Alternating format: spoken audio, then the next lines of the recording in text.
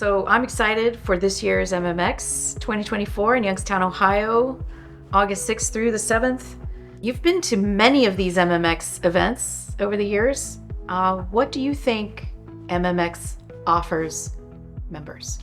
Yes, I've been to many of these events over the years. So this is 12 years of pulling together some kind of members event.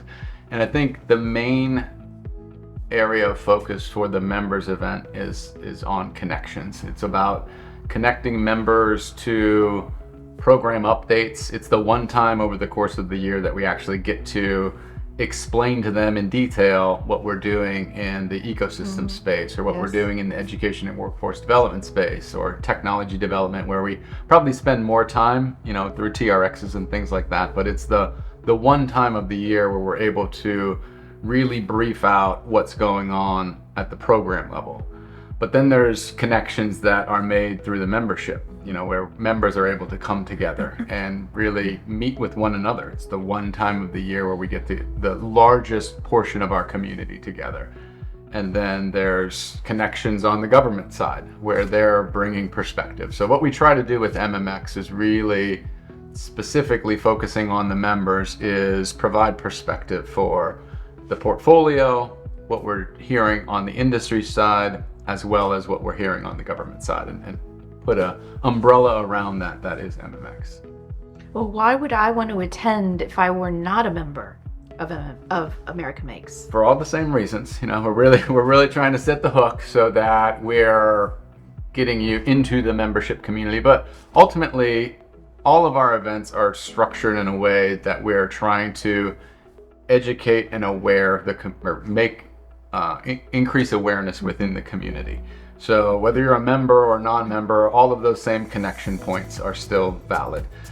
But what we're specifically targeting with non-members is to look at, how can we get them to elevate their understanding and their overall body of knowledge for additive manufacturing, and more specifically what we're doing at the Institute. What do you think kind of magic happens when you have that many AM stakeholders? I truly think it is. Magic's a great word for it. I think, and we last year we took a look at this because we were unsure, honestly. We pulse the members every year through a membership survey, and we get really good response through that.